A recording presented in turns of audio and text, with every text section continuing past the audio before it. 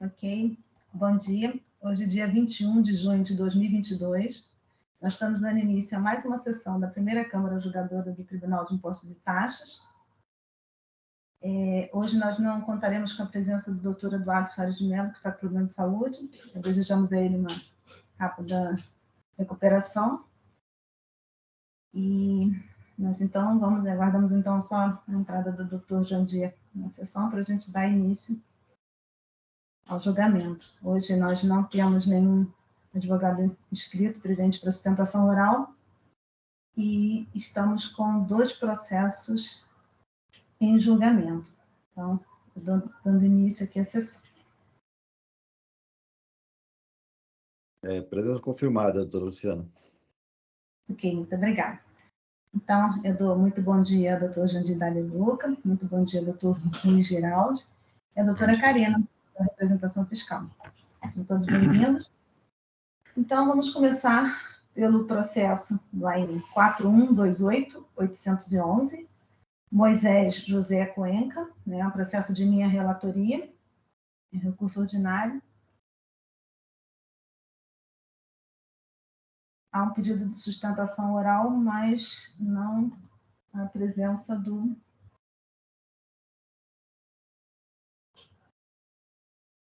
solicitante.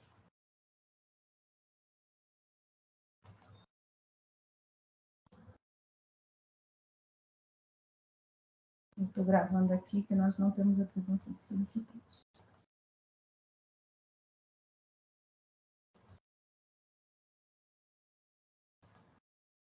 Eu peço só um minutinho aos doutores que eu vou já disponibilizar o meu voto.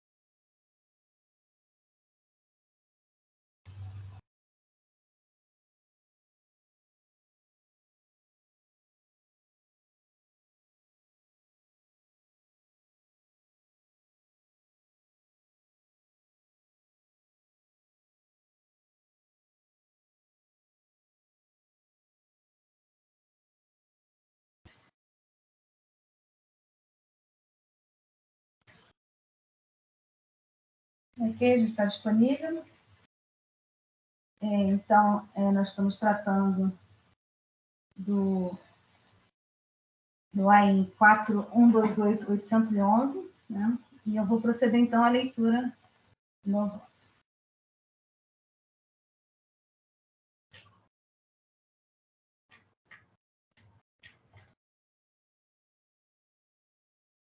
O juízo de primeiro grau manteve a exigência fiscal objeto do presente AIN, rechaçando por completo as razões expostas pelo autuado na peça defensiva de folhas 53 a 65.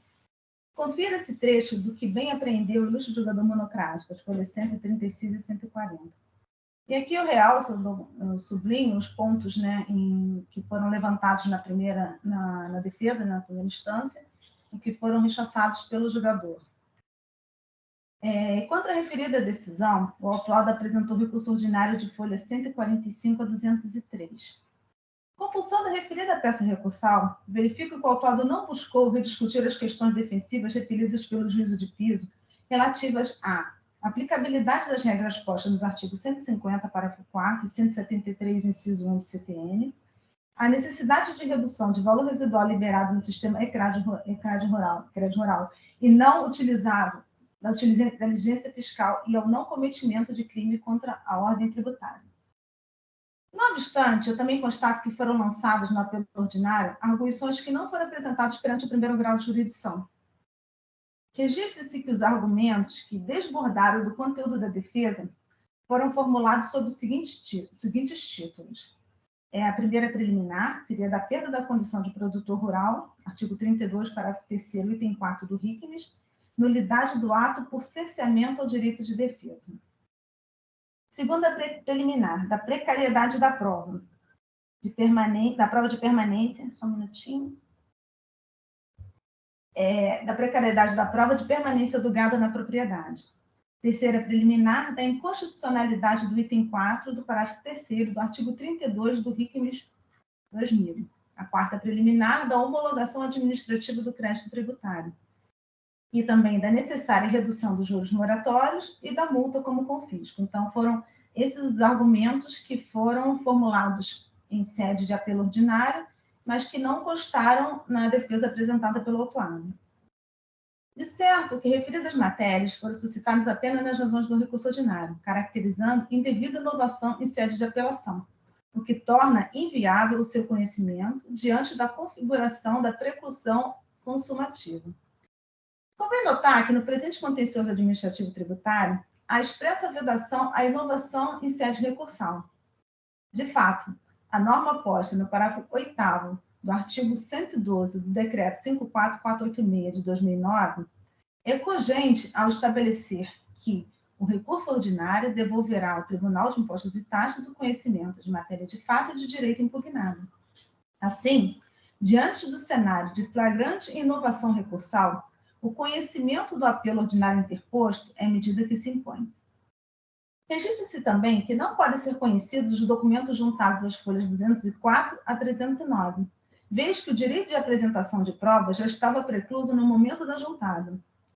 Isto porque, nos termos do que estabelece o artigo 19 da Lei 13.457 de 2009, que dispõe sobre o processo administrativo tributário decorrente de lançamento de ofício, as provas devem ser apresentadas juntamente com o auto de infração e com a defesa, salvo por motivo de força maior ou ocorrência de fato superveniente ou em contraposição a provas produzidas nos autos. Assim, ausentes elementos a justificar a produção extemporânea de prova, tem-se por ocorrida a preclusão temporal, consoante o que dispõe o artigo 7º da Lei 13.457 de 2009. E aqui eu faço a leitura do artigo 7º, que diz: decorrido o prazo, extingue-se automaticamente o direito de praticar o ato, salvo se o interessado provar que não realizou por justa causa. E o parágrafo único: reputa-se justa causa o evento imprevisto, alheio à vontade da parte, que a impediu de praticar o ato por si ou por mandatário. No caso dos autos, não há demonstração cabal da ocorrência de motivo de força maior ou de fato superveniente para a apresentação de provas a destempo, de forma que os documentos juntados às folhas 204 a 309 não merecem conhecimento. Faça, então, a análise da parte conhecida do recurso, e se adstringe à arguição do alcance e da força das imposições legais e normativas evocadas pelo fisco a obstaculizar o direito ao crédito do imposto em questão. A partida, cabe rememorar que a conduta infracional objeto do auto de infração é a apropriação indevida de crédito de ICMS no sistema e-crédito rural em circunstância alheia à atividade de produtor rural. Cabe aqui, à guisa de esclarecimento ao arguído pelo autuado, salientar a distinção entre transferência de créditos acumulados em geral, que é regulado pela portaria CAT 26 de 2010 e controlada pelo Sistema Eletrônico de Gerenciamento de Crédito Acumulado, ECRED-AC, e da transferência de crédito do produtor rural, que possui regulação especial. A hipótese de um produtor rural, por seu estabelecimento, utilizar o crédito do ICMS, que possui, vou precisar fazer uma correção, em razão de suas atividades, é disciplinada pela Portaria 153 de 2011 e condicionada ao credenciamento do estabelecimento do contribuinte no sistema e-crédito rural. E aqui eu transcrevo o primeiro artigo 1º da Portaria CAT 153 de 2011. No caso dos autos, a autoridade fiscal narra que, em resposta à notificação de folhas 42, o interessado declara que parte do seu estoque encontra-se em confinamento e a outra em semi-confinamento. À vista de tal esclarecimento, o fisco procedeu à devida apuração e constatou que o estabelecimento autuado perdeu a condição de produtor rural, porquanto, em tendo realizado a operação de compra e venda de gado que deram asa ao creditamento devido em apreço, os animais permaneceram em sua propriedade em período inferior a 52 dias, quando em regime de confinamento. e a 138 dias nos demais casos. São os limites temporais estabelecidos pelo artigo 32, parágrafo 3º, item 4 do RICMES 2000, que aqui eu transcrevo. A materialidade da exigência fiscal restou demonstrada nos autos através do demonstrativo 1, que é o demonstrativo de crédito fiscal lançado no Sistema Crédito Rural, folha 11 a 15, o demonstrativo 2, entradas e saídas, período de permanência, folha 16 a 17, extratos de movimentação expedidos pela Secretaria de Agricultura e Abastecimento, folha 18 a 41, e relatórios circunstanciados, de folha 8 a 10. Convém notar que, diante das disposições dos artigos 59 e 61 do RICMES, que tratam da não cumulatividade do ICMS, e considerando que as saídas promovidas pelo produtor rural, ainda que amparados pelo diferimento do imposto, constituem operações tributadas, é possível o aproveitamento de crédito ICMS decorrente da entrada de gado em pé por estabelecimento localizado em território paulista, que se enquadre na definição de produtor rural. Então, essa independentemente das operações estarem amparadas por diferimento, elas são operações tributadas, ou seja, permite-se o aproveitamento do crédito desde que o estabelecimento se enquadre na definição de produtor rural. E nos termos do que preceitua o artigo 32 do RICMES, produtor rural é, abro aspas, um empresário rural, pessoa natural, não equiparado a comerciante ou industrial, que realize profissionalmente atividade agropecuária de extração e exploração vegetal ou animal, de pesca ou de armador de pesca. Fecho aspas. Por outro lado, por força do que dispõe o item 4 do parágrafo 3º do mesmo dispositivo, norma válida, vigente e eficaz, não se enquadra na definição de produtor rural aquele que promova a compra e venda de bovino ou bufalino, desde que os animais permaneçam em seu poder por prazo inferior a 52 dias, quando em regime de confinamento, e 138 dias nos demais casos, se conformando o estabelecimento, nesse caso, ao conceito de produtor rural equiparado a comerciante ou industrial. Evidencia-se, portanto, ser pressuposto da mencionada norma que, abaixo dos limites temporais prescritos para a permanência do estabelecimento, os animais não passariam por etapas características da produção rural pecuária, como criação e engorda, se destinando diretamente à comercialização, afigurando-se, portanto, como mercadorias alheias à atividade do estabelecimento. Por sua vez, o inciso 1 do artigo 66 do RICMES, que tem suporte de validade no parágrafo 1º do artigo 20 da Lei Complementar 8796, restringe expressamente as hipóteses de creditamento à entrada de mercadorias que façam parte da atividade do estabelecimento, vedando o crédito relativo à mercadoria entrada ou adquirida, bem como ao serviço tomado, alheios à atividade do estabelecimento.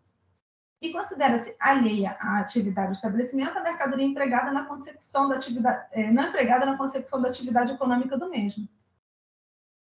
Aí, então, aqui eu transcrevo o artigo 66 do RICMES e transcrevo também o artigo 20 da Lei Complementar 8796. No caso concreto, é certo que, a rigor, os materiais adquiridos não passaram por etapas da atividade econômica desempenhada pelo estabelecimento autuado. Seria a criação de bovinos para corte, que é o CNAE 0151-2/01. Vez que o prazo mínimo legalmente estabelecido pelo legislador para configurar o específico processo produtivo rural não foi cumprido. A propósito, para que não parem dúvidas, cabe destacar que a exceção prevista no artigo 32, parágrafo 4 do RICMES não se aplica ao presente caso, porquanto estamos a tratar de, abro aspas, 2.781 saídas de gado antes de completar os 52 dias em poder do estabelecimento autuado. Foram 2.054 em 2017 e 727 em 2018. Então, a exceção, o que eu trato aqui é a exceção do artigo 32, parágrafo 4, que diz que não perderia a condição de produtor rural a sociedade, a pessoa que promovesse a compra de venda de até 10 cabeças de gado no período de 1º de janeiro a 31 de dezembro de cada ano, e que, no caso, não corresponde ao caso dos autos. Nesse particular, vale revisitar as explicações acerca da apuração fiscal posta na manifestação de folhas 132 a 133. Eu vou me permitir ler aqui, que é a análise que o fisco fez da circunstância fática. Abro aspas. Analisando a documentação apresentada pelo interessado, notadamente o relatório GEDAV, Gestão de Defesa Animal e Vegetal, folhas 11 a 41, contendo toda a manifestação de gado, toda a movimentação de gado bovino, como entradas, saídas e estoques no período de 1/1 de 2017 a 31/12 de 2018, verificamos que o interessado efetuou, em 17 meses, saídas de bovinos em quantidades superiores ao estoque inicial do mês de referência, demonstrativo 2, folha 16 a 17. Por conseguinte, apuramos que o contribuinte promoveu, no mínimo, 2.781 saídas de gado antes de completar os 52 dias em seu poder. 2.054 em 2017, 727 em 2018. Aliás, o demonstrativo 2, folha 16 a 17, adota nos cálculos uma sistemática que exclui totalmente os estoques iniciais dos períodos, como se todos eles fossem compostos apenas por gado bovino, que estivesse na propriedade há mais de 52 dias, procedimento mais benéfico ao contribuinte. Fecho aspas. Como bem se vê, o contexto probatório dos autos, folhas 11 a 41, cuidadosamente examinado em fase dos prazos de permanência estabelecidos pela legislação, demonstra que estamos a tratar de mercadorias alheias à atividade do estabelecimento autuado, pois destinadas diretamente à comercialização. Em outras palavras, cuidamos de mercadorias adquiridas por produtor rural, equiparado a comerciante.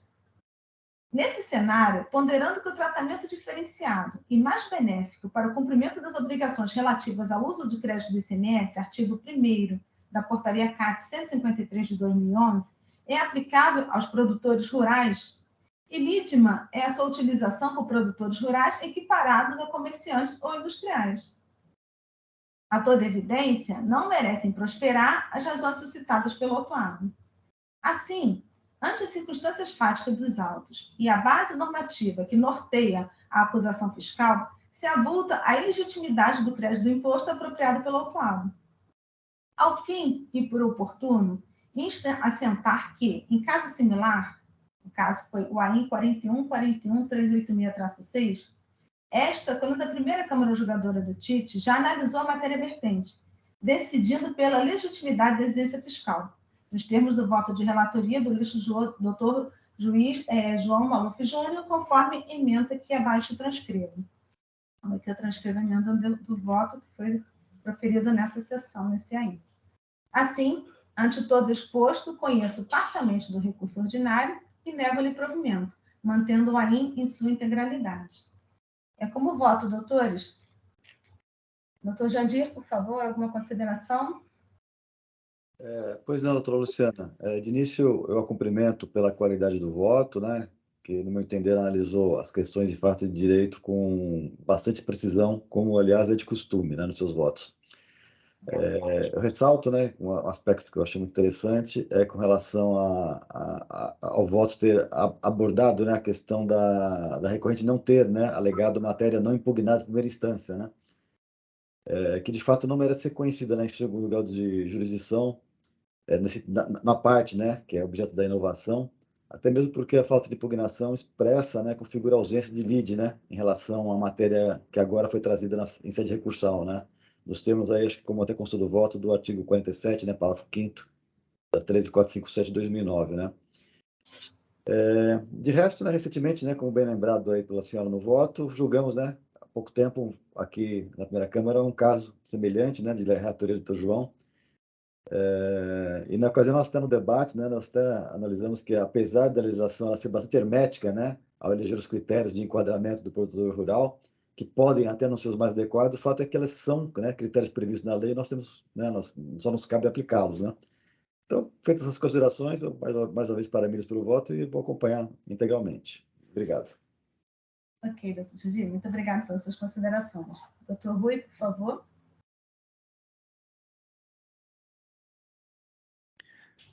Parabenizo a senhora juíza presidente relatora pelo excelente voto, que acompanho integralmente. Ok, muito obrigada, doutor Rui. Doutora Karina, alguma consideração? Senhora presidente, não tenho nada a acrescentar. Obrigada. Muito obrigada. Então, eu estou registrando meu voto aqui.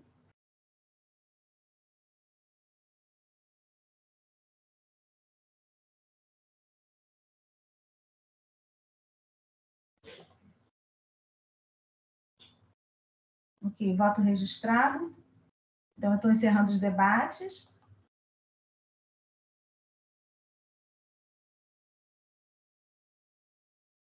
Verificando o quórum, por favor.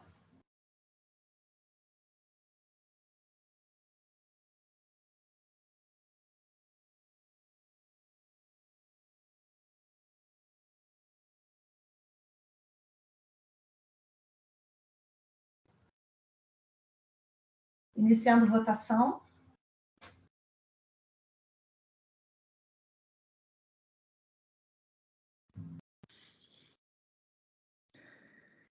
Ok. Encerrando a votação.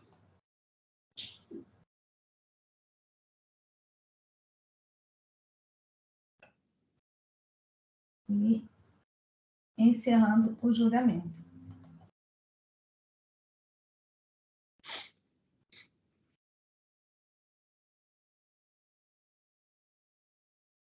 Ok? Então,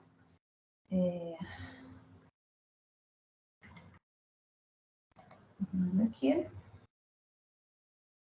Então, nós julgamos o AIN 4128811, Moisés José Cuenca. Ele foi parcialmente conhecido e não provido. Em relação ao AIN 4142757, Luke Chemicals, de relatoria do Dr. Eduardo Soares de Mello, o Dr. Eduardo está com um problema de saúde, não pôde comparecer. Então, nesse caso, eu teria que tirá-lo de pauta, devolvê-lo para o relator. Eu creio que seja esse o procedimento. Eu devo devolver para o relator. Acho que é isso, né, doutor Jandir? Exatamente, doutor Luciano. Daí ele pauta no momento que ele se sentir mais seguro para fazê-lo. Ok.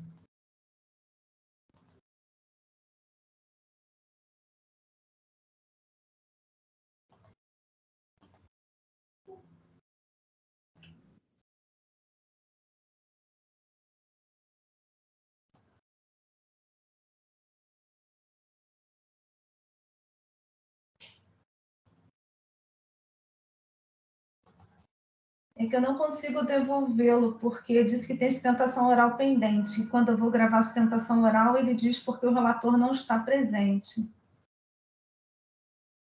Eu acho que então ele deve ir automaticamente, né?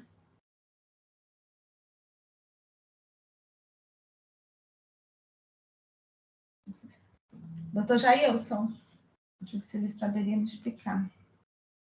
Será que se não fizer o registro da sustentação oral, doutor Luciano, porque eu acredito que ele possa fazer depois, não sei, quando ele for pautado novamente. Pois não, doutora.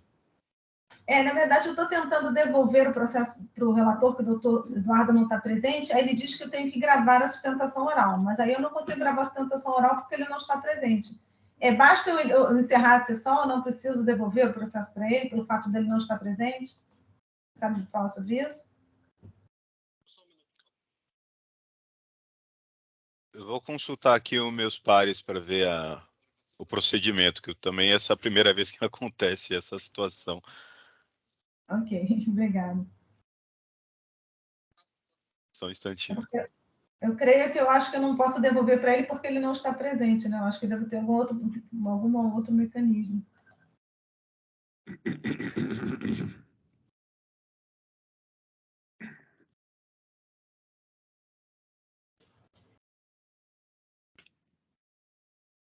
Doutor Luciano, inclusive aqui no sistema consta como julgamento não iniciado, né? Acho que por isso. Sim, exatamente. Por isso Quando eu clico aqui, ele não faz nada, ele não inicia, né? Vou tentar. Mas eu não vou poder eu vou iniciar debate, eu não posso iniciar o debate, né? Porque nós não teremos debate.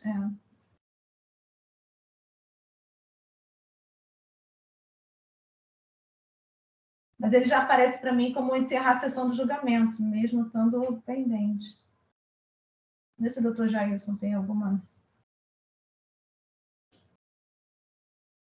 Eu mandei aqui essa dúvida, só um minutinho.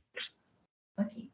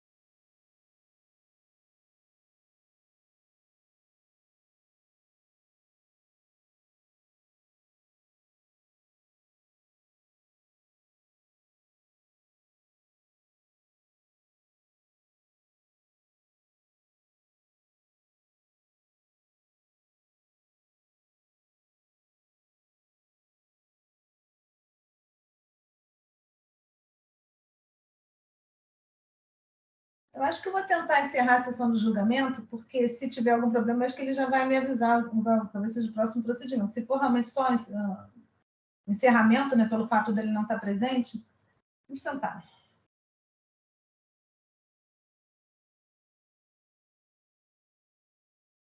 Não.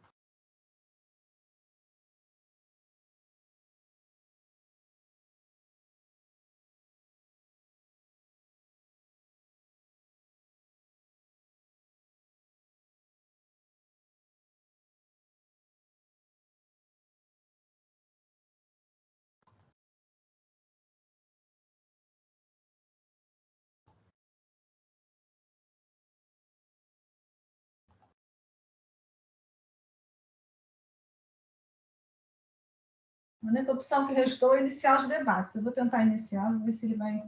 E aí eu devolvo.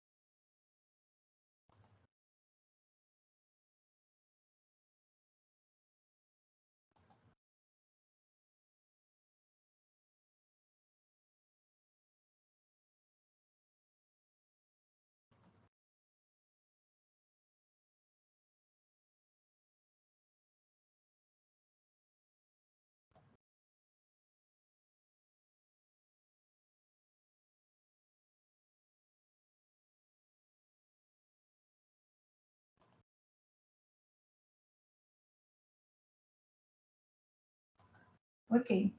Consegui devolvê-lo para a sessão da pauta. Então, foi a única opção que me permitiu. Mas, de qualquer forma, a gente organiza isso. Então, o AIN 4142757, Luke Chemicals, de relatoria do Dr. Eduardo Soares de Mello, foi retirado de pauta, né? Foi devolvido para a pauta do julgamento e retornará em uma outra oportunidade. Diante disso, então, nós encerramos a sessão do julgamento.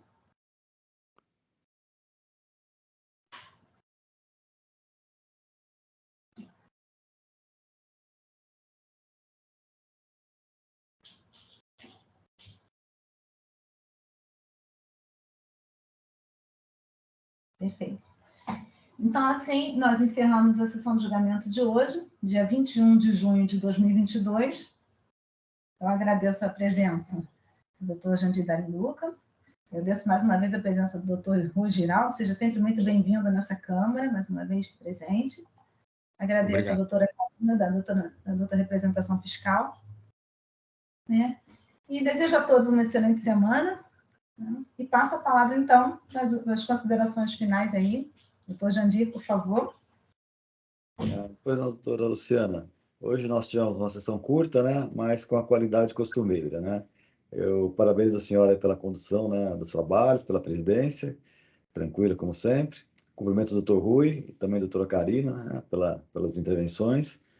E hoje as palavras de encerramento vão para nesse dia 21 de junho, que é o dia de início do inverno, vão dirigidas ao doutor Eduardo, né, Soares de Mello, nosso colega aqui na Câmara, que não pôde participar, né, por ter sido cometido por um problema de saúde. Então, deixo registrado os votos de plena e rápida recuperação para o doutor Eduardo e me despeço, desejando uma feliz semana a todos. Obrigado.